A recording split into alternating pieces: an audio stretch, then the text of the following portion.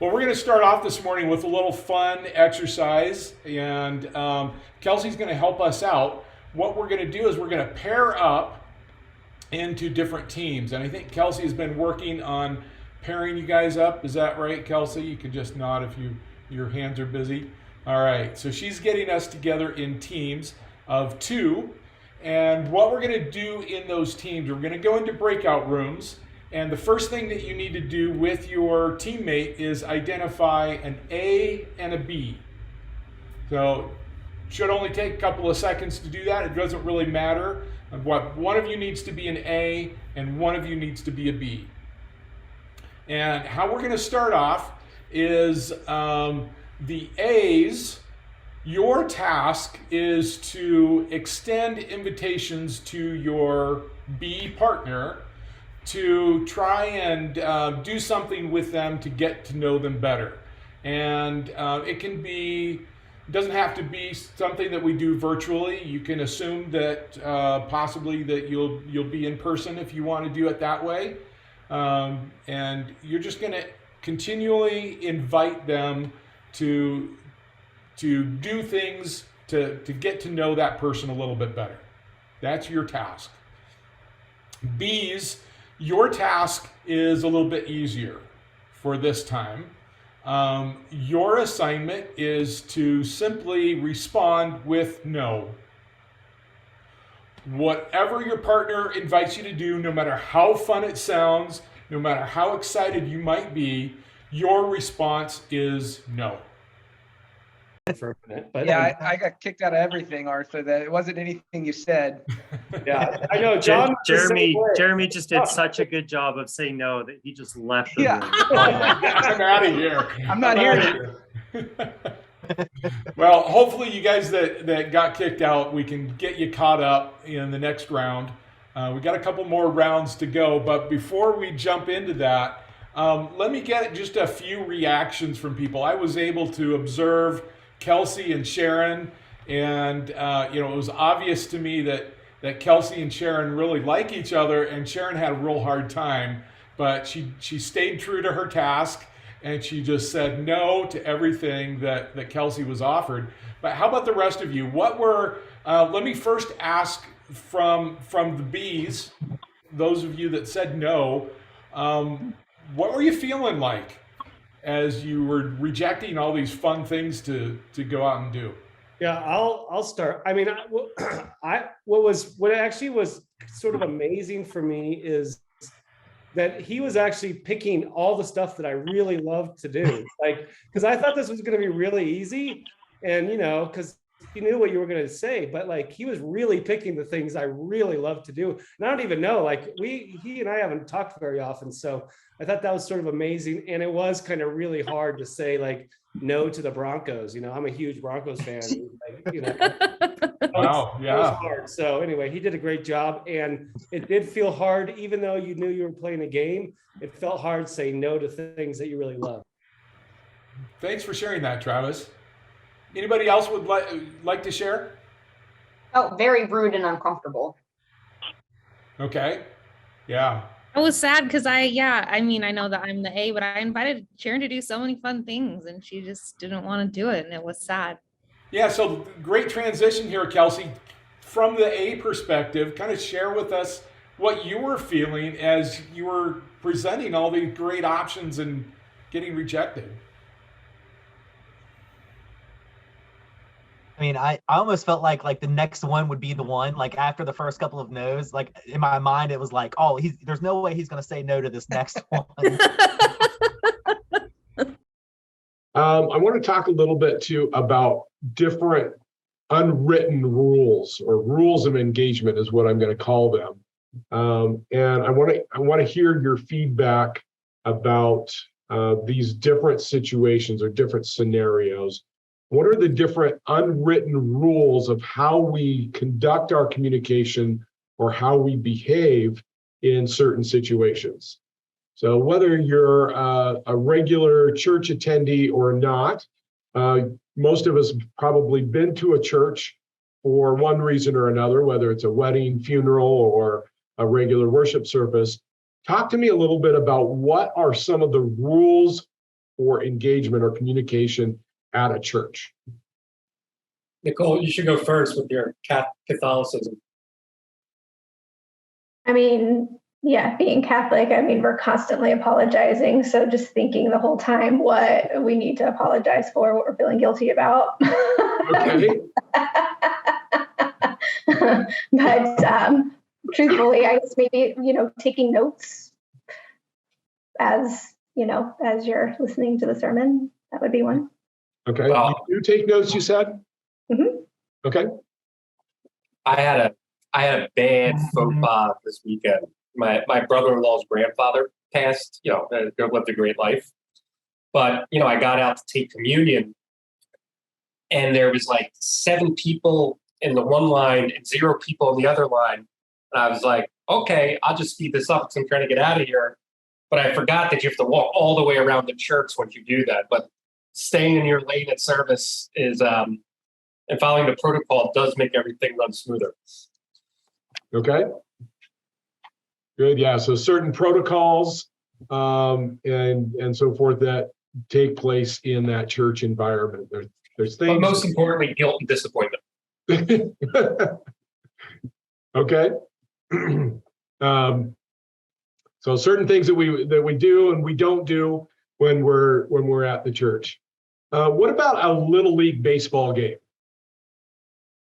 Those of you that have kids playing baseball, are there certain rules of engagement at the little league baseball game as parents?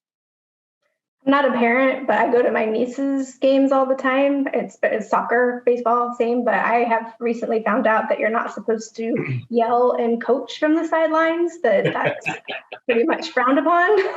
Yep. You will get in trouble by the coach at some point. Right. So, okay. Cheering is acceptable, but telling kids what they're not doing right is not. Yeah. I had an experience several years ago with cheering, right? When I was a kid, playing little league baseball, there were cheers that we would throw out that were not always the most positive against the other teammates. And my first little league baseball game that I went to as an adult, I threw out one of those, and all the parents turned and looked at me. Well, we don't say that. We don't use that. Right. So rules kind of change a little bit over time, where we get a little bit more polite, I guess, is the expectation at a little league baseball game. Well, I helped out my buddy who coached the team this year, and there is a strong rule amongst parents. They're basically you can play for an hour or 3 innings, and the rule of thumb is we never do 4 innings, no matter what. You never do what? We never do 4 innings, no matter what.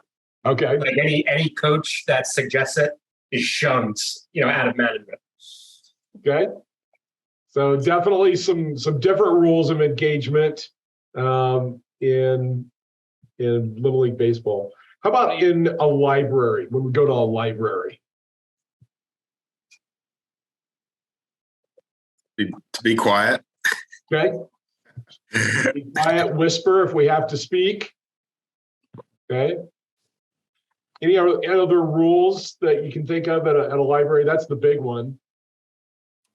Put the books back according to the Dewey Decimal System. Okay. Yeah. Or in many libraries, they even say, don't put the books back, right? Because they're worried that people will put them back in the wrong place. So let the librarians put the books back. But considering we have such enthusiastic readers on our team, libraries might not the best. True that. Okay, and lastly, how about in a classroom? It's been a long time since we've been in a classroom, but think about what are some of the rules of engagement in a classroom.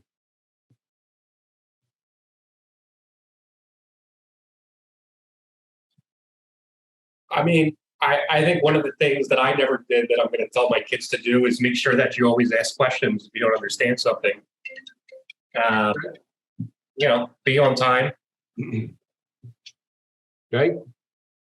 Yep, be on time. And when you ask those questions, A lot of times the rule is raise your hand, right? Yeah. Okay. So my point here is that in different situations that we find ourselves in, there are different rules of how we engage in that communication, different rules for behavior and so forth. And so I want to talk a little bit about virtual meetings and what is called executive presence. I want to talk just a little bit more about asking better questions and how we can do that. But before we get there, I want to share among ourselves. Let's talk a little bit about why people don't ask questions. And I have no idea what you guys, maybe you're all great question askers, but you've certainly been in a situation where there are people that don't ask many questions. So share with the group, if you would, what are some reasons why people don't ask questions? Because they don't give a hoot. Okay, that's certainly a good reason. They're apathetic towards whatever the topic is. They really don't care. They're not Or engaged. they just don't have the heart to tell you no to your face. Yeah. Okay. What are some other reasons that people might not ask questions? They're intimidated. Okay. Yep. Sometimes people are intimidated. They don't want to be viewed as someone that's ignorant or doesn't know information. Okay. Nicole, you look like you were thinking really hard. Do you have something that you can think of that would be a reason why somebody might not ask a question? It's actually rubbing the knot out of my back, but Time for another break. Well, we don't have too much time left, so we'll give you that break soon.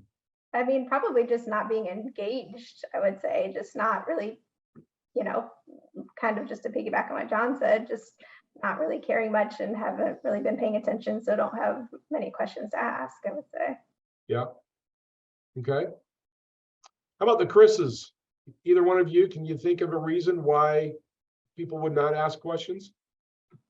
Yeah, you kind of touched on it. I was thinking they just don't know what they're talking about. They don't want to seem like they don't know what they don't know.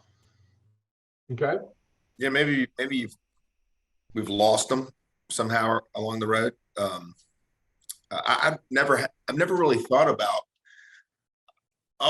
We're probably all go through the process of trying to make sure we ask good questions and get the other people talking and engaged and trying to find out what their needs are and things of that nature. But I don't know that I've ever really thought about why they wouldn't ask questions back. Yeah, that's really beneficial that you identify that you haven't thought about that, because part of the thing that I'm trying to do is just get us all to think about what is going on in this communication. And so you've identified as a group some of the good reasons why people don't ask questions. They're not engaged, they're apathetic, they're worried that they're going to be looked at as unknowledgeable or something. A couple other reasons is maybe they're overconfident and they feel like they don't have any questions to ask. And then there's the rare case where somebody's just really egocentric and they feel like they don't have to ask questions because they know all the information. That's not as common, I think. But I think the number one thing that we need to remember as people who engage in conversation is really that most people don't understand the benefit of asking questions and how much information we can glean if we will just ask a few questions in that conversation. Awesome. I think with that, let's go ahead and dismiss a little bit early and enjoy the extra 15 minutes. Hopefully some of you that corresponds with your lunch hour, and you can go somewhere a little further away for lunch or something like that. Except Travis, you stay put, right? You're quarantined, stay there in your basement. All right. thank you so much for your time today, and I'll look forward to joining you again tomorrow morning, same time.